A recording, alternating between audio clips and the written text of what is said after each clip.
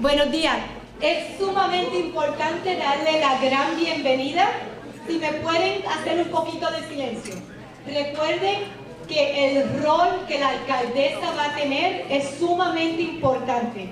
A la alcaldesa de Boston, aunque es de Boston, ustedes saben que nuestras comunidades van siempre a East Boston y muchos de ustedes viven en East Boston. Pero más importante, a ella la están citando a Washington DC para que ella diga más o menos por qué es importante ser ciudad de santuario. Nuestra ciudad es una ciudad santuaria. Acabamos de demandar al presidente esta semana con Somerville porque queremos esa designación, que quiere decir que los policías y nuestro municipio trabajan de mano a mano con la comunidad sin el miedo de que ellos nos deporten. Nosotros no queremos que nuestros policías locales hagan eso. Nuestra alcaldesa está aquí para escuchar las voces de ustedes, cuáles son los mensajes en este ambiente que estamos viviendo de tanto temor, qué es lo más que nos preocupa. Y queremos abrir una conversación, una charla con ella sobre qué es lo que está pasando. Yo también tengo que decirle a Michelle, ella habla español, yo me siento que estoy en casa, claro que sí. Entonces, yo también tengo que decirle que, de resumen, tenemos comerciantes, tenemos vendedores de casas de largo plazo que han vivido en Chelsea por décadas, tenemos la superintendente Almi Sehai, la superintendente de la escuela. Un día nada más que la oficina de inmigración, que los agentes de inmigración vinieron, creo que fueron como 1000 estudiantes que faltaron. Nuestro sistema escolar está al tanto de todas las cosas y nos ayudan en todo, en un bello partnership. Y Almi es de México, originalmente mexicano. Y también tenemos otros comerciantes que están en la parte de atrás, mucha gente de Chelsea y East Boston. Tenemos a Lisa Santegay del City Council, a la presidenta del City Council, Norielis de Jesús, y hay alguien más que es político, City Official, que, Tanairi, mi sobrina, Tanairi García, tiene dos cafeterías, una en East Boston y una en Chelsea, pero también es City Council. Te doy el micrófono y estás en tu casa y estamos bendecidos de tenerte aquí.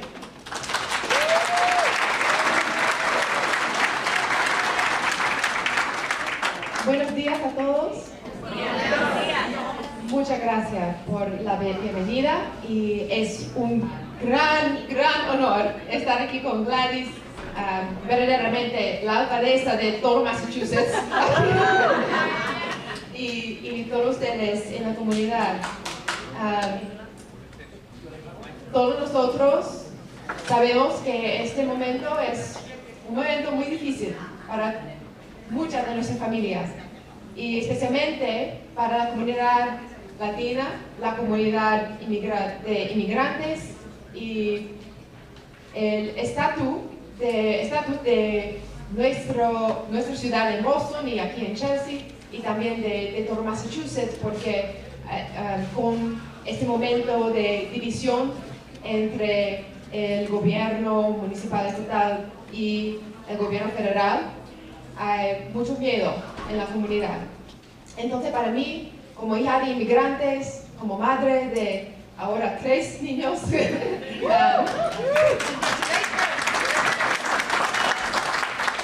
mi esposo está aquí también con el bebé, la bebé.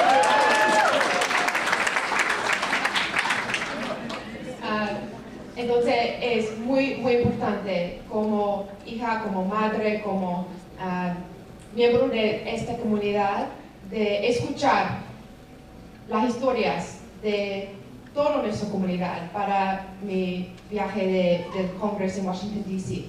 Mi objetivo en Washington es demostrar y comunicar el poder de Boston y todo Boston, Chelsea y todas las ciudades en Massachusetts, la fuerza de nuestra gente y también el ejemplo de éxito, de la posibilidad cuando somos una ciudad para todos. Entonces, muchas gracias por sus contribuciones de todo, en cada manera en nuestra comunidad, su resiliencia en ese momento y mucho más el más importante, la lucha que todos nosotros somos parte en ese momento, porque las decisiones ahora pueden crear el futuro para cada generación después. Gracias. Entonces, gracias.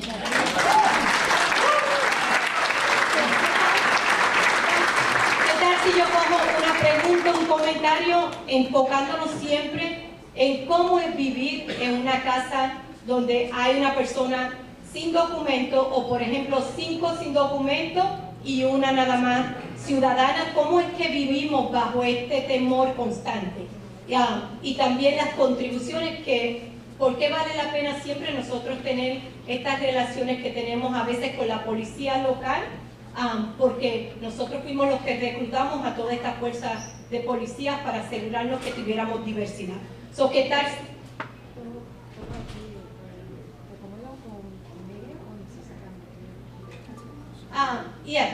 Una cosa que la alcaldesa está preguntando. ¿Ustedes tienen problemas que los miembros estén aquí de los medios de comunicación, que nos tomen de espalda? Estamos bien con eso, que nos tomen de espalda. Está bien, y está bien ellos también. Ok, ¿alguien tiene un comentario, una pregunta? Dime, Miguel. Y después yo. Ok, perfecto. English or Spanish? Como tú quieras. Okay, my name is Miguel Vargas. I used to work for Main Street, and I have a lot of calls from the East Boston restaurants. They're concerned about losing customers. Restaurants that used to open until 1 o'clock in the morning, now they close at 9 o'clock. Losing customers, worry about their employees. Now they ask me if is any program of the city is being aware of these issues that, you know, they're concerned that they're losing employees, people are not coming out, people are not ordering food. So it's an issue that it's going to be worse. But I wonder if the city is coming out with a project or something that they can help the small business. Y la pregunta bien rápido, Pep, ¿qué está pasando con los comerciantes cuando los comerciantes están perdiendo tantos clientes porque la gente tiene temor de acercarse a un restaurante? ¿Y qué la ciudad de Boston o qué el gobierno está haciendo para aliviar eso? Y gracias, Miguel, por todo su trabajo, su liderazgo en la comunidad.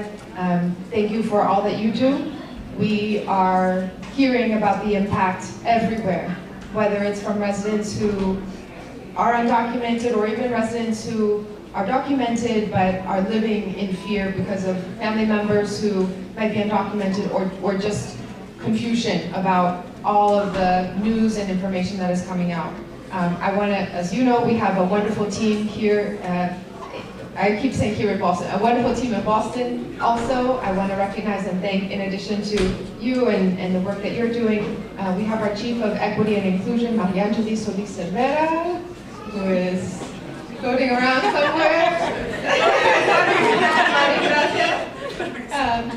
And of course, two amazing leaders here as well. We have Monique Nguyen of our Office of Immigrant Advancement, and then Alexandra Valdez, who is our Director of our Cultural Affairs Office. We have been, do you want to say a little bit about the Know Your Rights programs and anything else?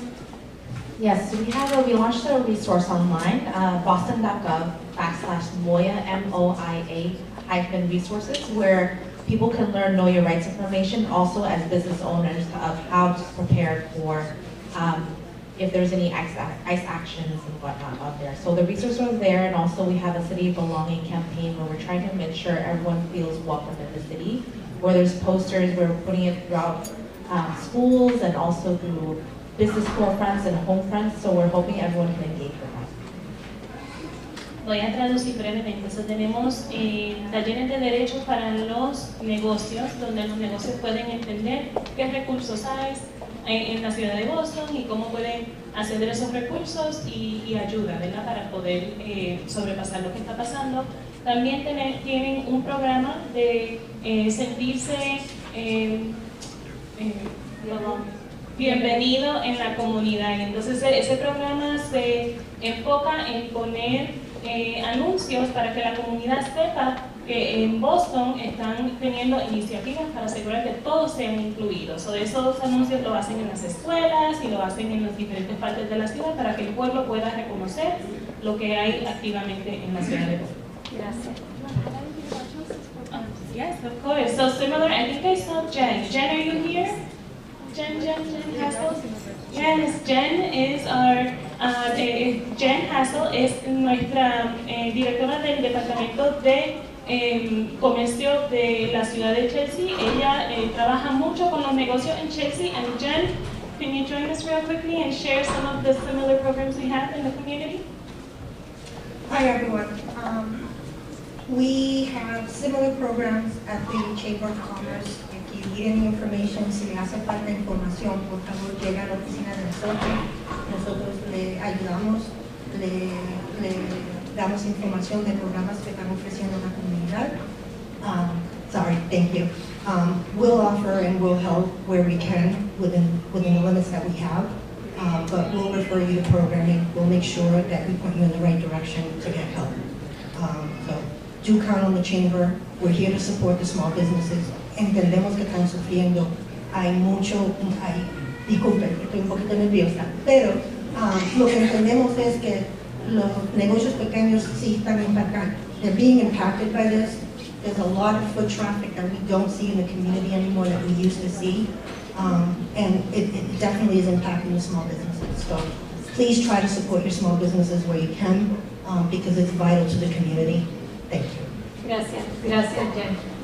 ¿Otra pregunta o comentario? Ok, espera un momentito que ya estaba primero y después tú, y por acá había una mano. Ok.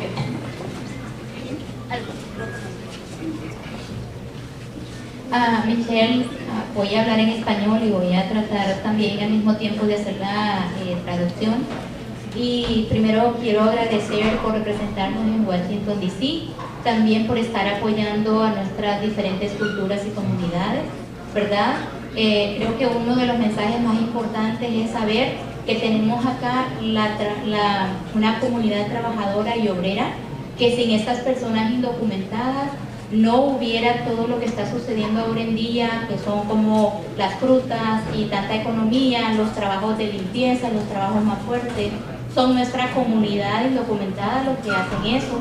Entonces creo que no nos conviene ni a nosotros como ciudad, ni como gobierno estatal, ni como gobierno federal, el perder toda esta clase trabajadora. Estamos de acuerdo en que se sancione a las personas que cometen un delito criminal, por supuesto que sí. Eso se llama proteger las fronteras. Pero lo que se está haciendo ahora es un ataque en contra de las diferentes comunidades trabajadoras, que son los que al final del día terminan pagando las consecuencias. Entonces creo que sería un golpe muy fuerte económico, el que ya lo hemos visto muchos que está haciendo, y esto es a nivel federal, no es solo a nivel de ciudad o estatal, es a nivel federal. Por lo que creo conveniente, que sería importante enfatizar cuando usted se presente en Washington, eso, la economía, ya está teniendo un golpe muy grande, muy fuerte, y si así vamos, esto va a ser peor. Entonces no hay dinero para más trabajos, no hay dinero para suplir todas las necesidades ahora en día, mismo de los ciudadanos. O sea, es un golpe ya bastante fuerte económico, y por ahí creo que sería un mensaje importante para Donald Trump, ¿verdad? Enfatizar de que la economía ya está por el piso. Si continúan haciendo este desastre y ataque en contra de nuestras comunidades, esto sería peor. Así que muchas gracias por representarnos y por la valentía de ir y dar la cara por todas estas personas que lo necesitamos. Muchas gracias.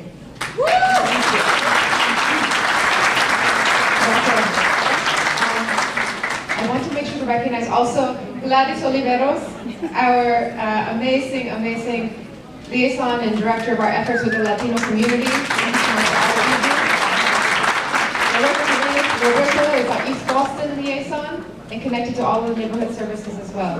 And if I could say on this front to the question, claro, la importancia de la comunidad de inmigrantes para nuestra economía y todas las empresas y en muchas industrias en Boston y Massachusetts es muy importante de proteger nuestra economía también.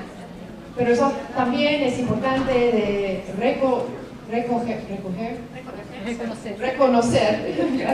reconocer el valor de cada persona como miembro de la raza humana, el valor de cada miembro de una familia. Entonces necesitamos los dos, el valor económico y también la fundación moral de nuestra cultura y nuestro país también. Y emocional. Sí. ¿Usted tiene una pregunta? Hi, Mary. Thank you so much for being here and really appreciate Colaborativa for setting this up.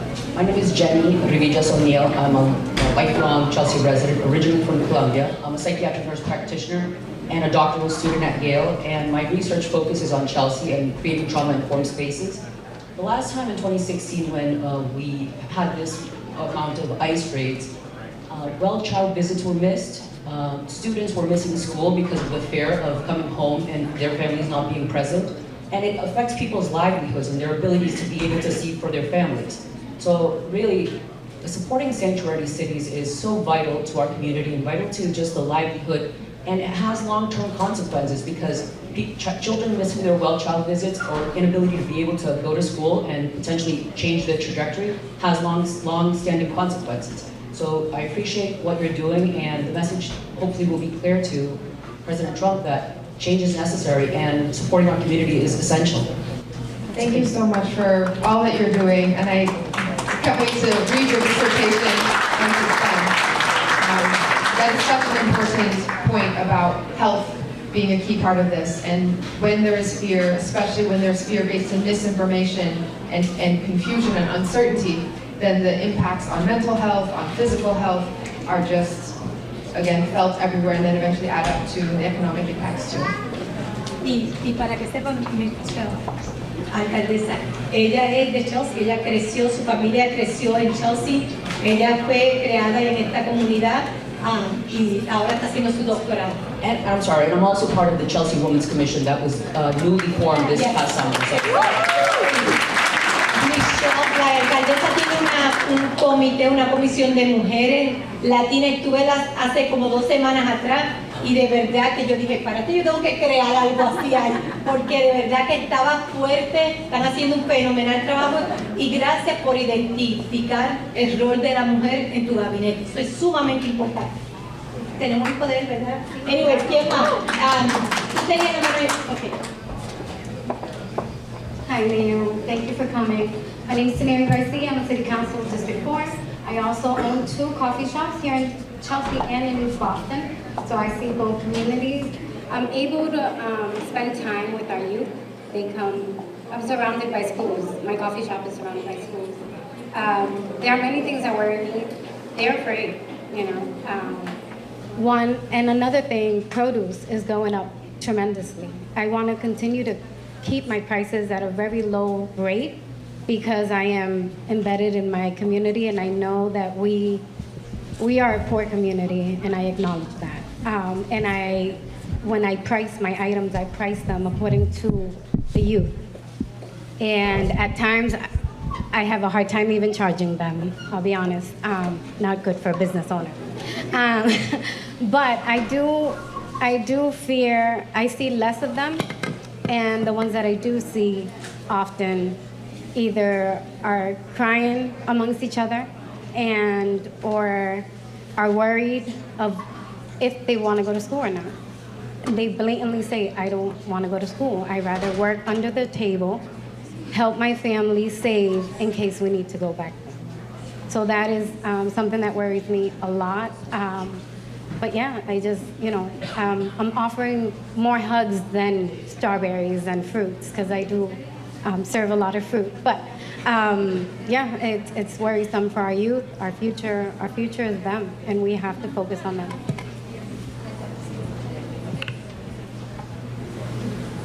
¿Alguien más? Ok. Usted y después mi jovencita. Disculpa.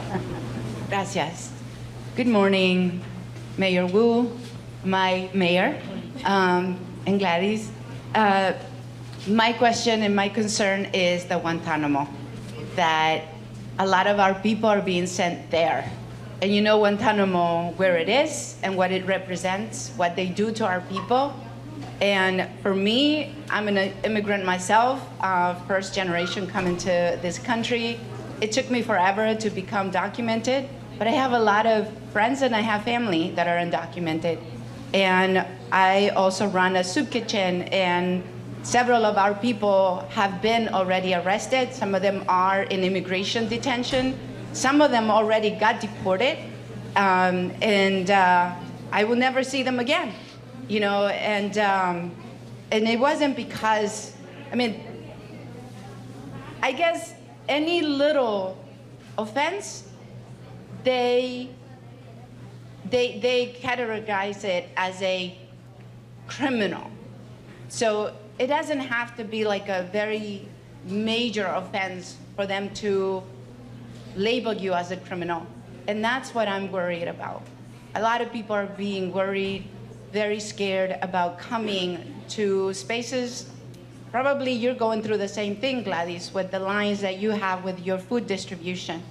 I'm experiencing the same fear with my people on the other side, you know, and at first people were not coming to look for food because they thought ICE will come in, you know, and then with the hot meals on Tuesday, same thing, because that one, it's mostly the broken people, like people who are under the influence, people who have severe mental health, you know, and they have a record, a criminal record.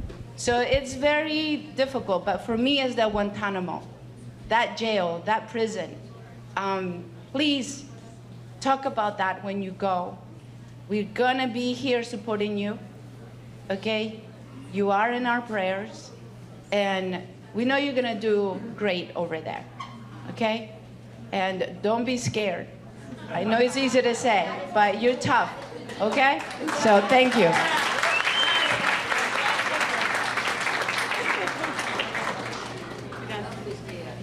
Ok, mi jovencita que está aquí.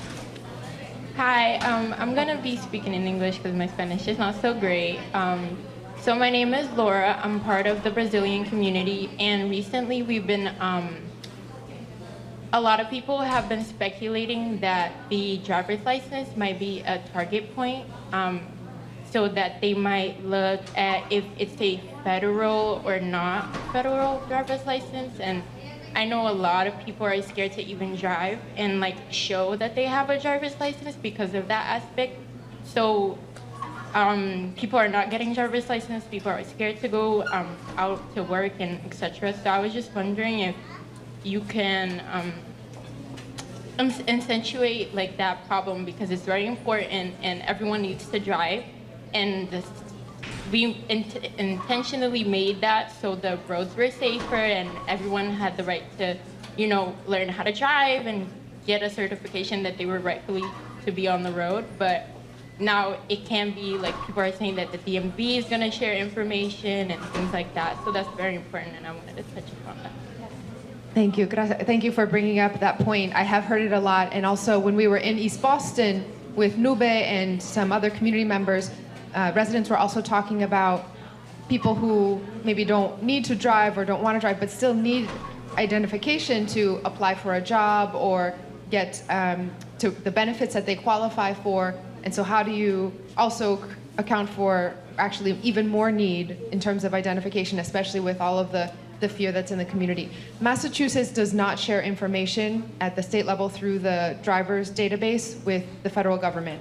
That has been a point of some disagreement from the federal government. They're now trying to find ways with other states that have similar laws. So we're not the only state that does that. And this was specifically done so that people would feel safe coming forward, so that the roads could be safe, because everyone would be able to have pass the right tests and be qualified to know the rules of the road and everything like that. The Work and Family Mobility Act, which was very important. I know Gladys and many, many people in this room and the elected officials were a huge part of passing that legislation so that everyone in Massachusetts could get a driver's license and have roads that are safe for everyone. And that is really the big lie of the whole situation. When people who say, we are going to come after sanctuary cities because they're unsafe, we're going to come after immigrants because there's connection to crime. Immigrants have a lower rate of, and if you look at even just the pure statistics, forget about the economy, forget about all the benefits, forget about all the things that we know are true. If you just look at the numbers, the incidence of taking part in crimes is actually lower in immigrant communities, and so that's not even a real threat.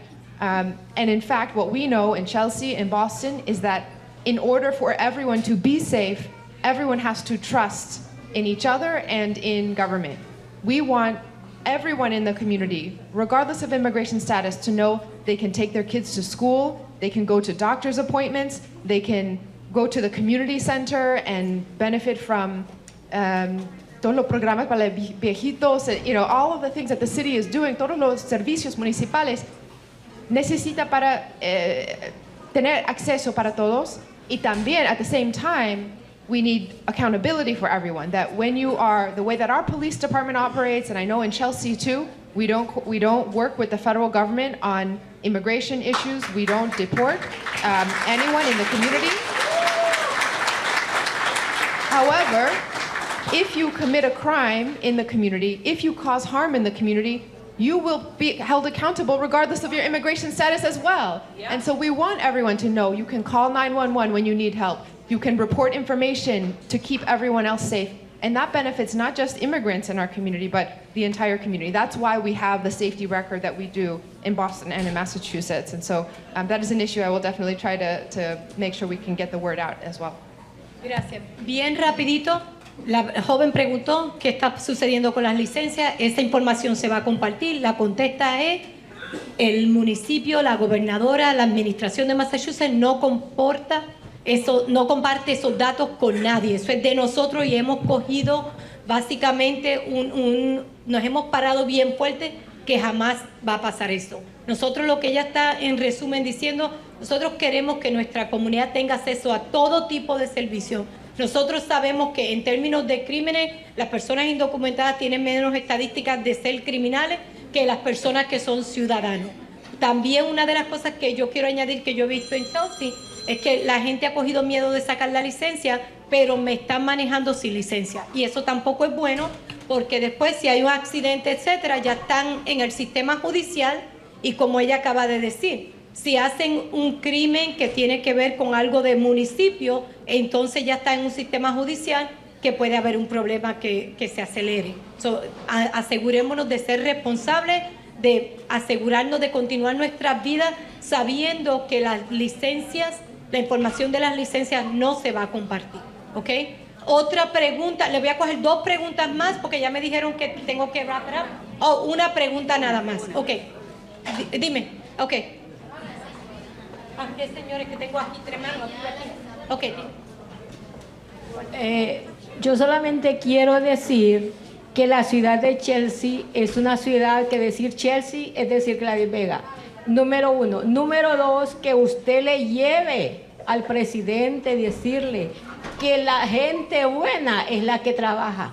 Los pícaros no salen a las 4 de la mañana a trabajar y a ellos es lo que tienen que buscar. Pero lo que están buscando es gente buena. Yo conozco el caso de una señora que iba a trabajar con unos niños y entonces la pararon y le preguntaron si conocía a cierta persona. Ella dijo que no. Y le pidieron a ella, gracias a Dios, ella tenía, creo que había sacado la licencia. Entonces ella llamó a toda la familia que no se movieran porque andaba en migración. Eso no le conviene ni a la ciudad ni por ende al gobierno central. Ese es mi mensaje. Los pícaros, esos no salen a trabajar. ¿Tu pregunta qué es?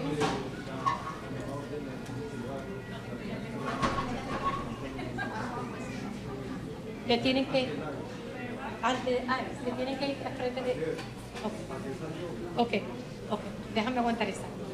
¿Tienes algo bien rápido? Ok. Hello, Mayor. Just want to second and all these great leaders and questions that we have had from the community. But I cannot help but think that this is all a big useless theater to steer fear and to use you as red meat to the base of the MAGA world. When in reality what's truly happening is that they're giving massive $2 trillion of tax cuts, $3 trillion in tax cuts and $2 trillion in reduction of federal funding for various programs, especially Medicaid. I think they're basically using us, through you, basically as a screenshot, a small screen for what's truly happening behind the scenes, which is they're trying to pass this stuff, so they want to distract the world with this stuff. So what is it that you and your team is doing? You know, I have like a whole bunch of suggestions, but I'm just wondering what I'm sure you know that. I wonder what you're prepared to do in terms of, once they grilled you, because they will, you got to push back and unveil the true reason for their show. So which is to really give these tax breaks to the rich and defund all these federal programs that help these communities.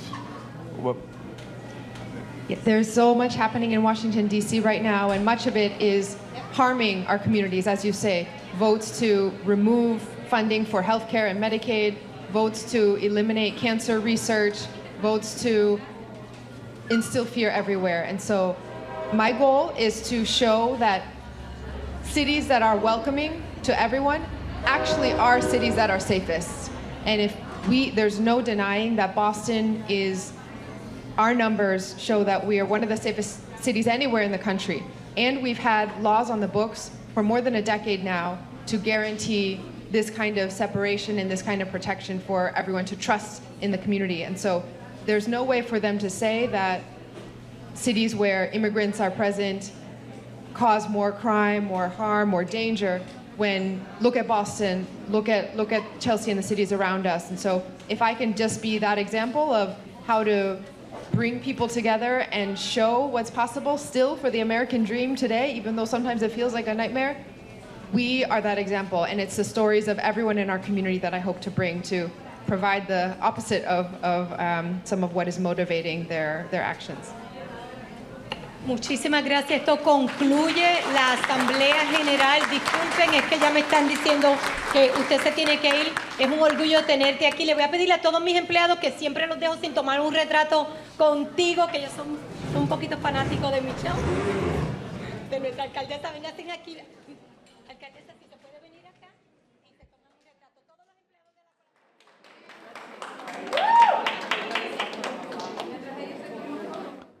So we're delighted to be here at La Colaborativa. We have many residents from East Boston. Chelsea's also a sanctuary city. So the message that she's going to take to Washington, D.C. is the same message that we have in Chelsea and that we have in communities of color, in communities that are very diverse, in communities that continue to contribute to the economy of this Commonwealth. And remember that whether we like it or not, without immigrants in this community, whether documented or undocumented, there's no economy. We're that engine that keeps the economy going. So we're delighted to have you here. I'm thrilled that you're going to Washington, D.C. It's unfortunate that you're going for the reason that you're going, but I will be fully supporting you, and I know that you're going to represent the Commonwealth of Massachusetts to the best of your capabilities. Gracias. Mayor, a couple questions, if you don't mind. Your objective, why is it important to come here today, and what is it that you learned today that you're going to take with you to D.C. next week? Yeah. La Colaborativa is one of the most amazing examples anywhere in the country of what's possible when community members truly feel empowered. And even before the conversation that we had today, getting to see firsthand with Gladys the programs that they have set up now and grown, and hearing that each one, from the community kitchen to the grocery store to the programs designed specifically for pregnant moms and family members or those who have special dietary needs like diabetes, is tailored down to the exact needs, that everything has been built up by listening to what the community needs and what the community believes would help everyone be stronger together. So this is really the premier example, and we know there are many Boston residents who are served here in La Colaborativa, as well as, of course, Chelsea residents. So I wanted to be able to take in the spirit, the energy here, and also hear directly from community members. There was so much here in the room about the sense of fear, about also the impacts in every part of daily life when people have to live in uncertainty. Can you safely drive a car? Is it okay to show your driver's license? Can you get your kids to school? Students who aren't showing up, or people who need medical treatment who aren't showing up to their medical appointments. The ripple effects affect the economy, affect everybody's safety, and so we want to be the message and the example of actually communities are safest when communities are healthy and thriving together. You were making that point about how you want to take that message and be the example. You said inside. Can you elaborate on that? Being the example, what is it that you want to tell the rest of Congress in DC? There's a false narrative out there right now that somehow cities who are more welcoming to people of every background, whether it's immigrants or people of color, that somehow we're compromising safety, when in fact it's the opposite. Cities that involve everyone, where everyone feels like they can trust the community, where they can be involved in emergency services or schools or community programs, those in fact are the things that make us safer overall, and we're the proof of that. Alcaldesa, la ciudad de Boston planea emprender acciones legales como lo hizo la ciudad de Chelsea y Somerville contra el Departamento de Seguridad Nacional contra Washington. Sí. You can say that in Spanish Okay, sure. and English too. Sí, en este momento la ciudad de Boston está evaluando todas las maneras de participación en cada parte de la lucha para proteger nuestros residentes. Es muy importante para cada ciudad, cualquier ciudad con las protecciones con residentes, de continuar a recibir los fondos federales y otros beneficios que merecen. Entonces apoyo a todos mis colegas en otras partes del país que están en esta lucha, y en este momento Boston está evaluando nuestro rol. So at this time, the city of Boston is really continuing to evaluate all of the legal options that are in front of us. We are monitoring very carefully the impacts from federal funds and all the different benefits that are involved here with executive orders. And it's very important. I stand with our colleagues across the country who believe and are fighting for cities who are doing the best to protect their residents to also have access to the federal funds that they deserve, the benefits and the programs that all communities across the country are entitled to. Now, in terms of state shelters, do you agree on cutting back on resources for shelters in the state? Don't you believe we have a responsibility to still shelter our residents, including those in the city of Boston? Yeah, I mean, it's been an impossible situation that cities and states are having to try to manage the impacts of a broken immigration system federally. I know Governor Healy has been working incredibly hard, and her team has been doing their very best to try to balance all of the budget needs in a time of tremendous stress for every community, as well as the emergencies that are happening because of the impacts flowing down from the federal level. So we continue to be in close contact with the state about how we can best address those immediate needs when people are in our community and need access to the programs and services that we provide.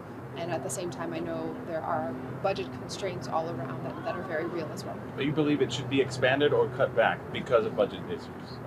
What your opinion on that? I mean, I know you're looking at resources, but should we be covering more people, or should we be limiting who can enter and qualify? At the city level, we are responsible for managing the shelters for individual adults, those who are not connected to a family situation, or if you are with a family unit with children, or someone who is pregnant, expecting a child.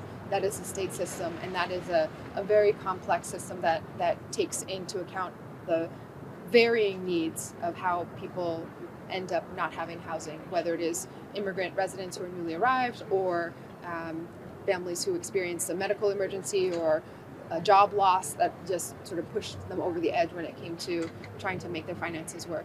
So we all are watching and know that the affordability and the housing crunch in Massachusetts is impacting every level of every people from every income level, every part of the every neighborhood in Boston and all across the state.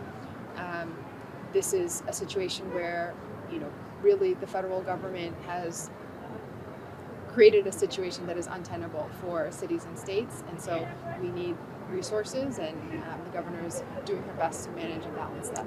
All right, thank you, everyone. Yeah, and I have to add that in terms of the shelter, in the shelter that we run, that is an EA shelter, it's not just about newcomers or the people that we used to have in the airport. There are a lot of people that have lost their housing because they're not able to pay for the cost of living, the high cost of living. Those are the people that we're beginning to have. We have less newcomers, and we have regular residents or regular state residents that have lived in Massachusetts for 10, 15 years that have lost their property, so they're renting. We even have a businessman that lost his property and he was in a shelter with his whole family.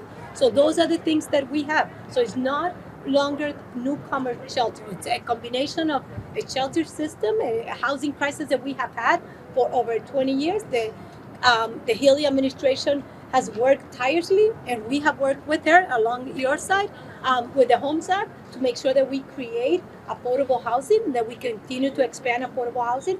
But in our shelter, for example, we are about training, finding you that job, and immediately transitioning you out to your own house. So we take pride in making sure that you don't stay in the system for a long time.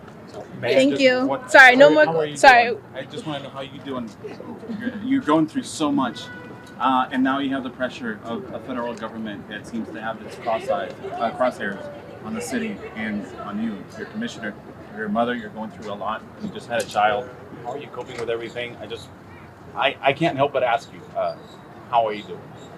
There's a lot going on, and most of all, when I'm exhausted from not sleeping as much in the night because of the baby, or when I'm seeing something pop up that's a new emergency that the city has to deal with, I feel, first of all, blessed to live in this community, to be part of this city and partnership and state where we know that the hearts and minds are aligned on making Boston and Massachusetts a home for everyone.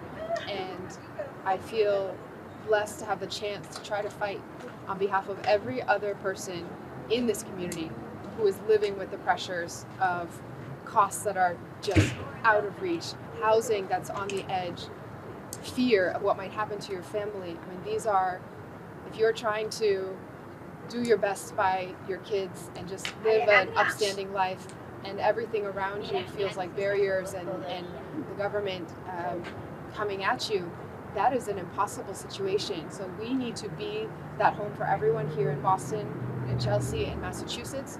And in that room were several hundred examples of the type of inspiration that members of Congress need to know about. People who are doing everything right, are making our community strong, and it is their stories that I just feel so proud to try to bottle up and bring down there so they know what is the right way to do things, to take care of people, to keep communities safe, and to prove that we still can come together and do great things and keep the American dream alive. Gracias. Thank you. Gracias. Thank you, Michelle. Gracias por visitarme. Gracias. Dios te bendiga.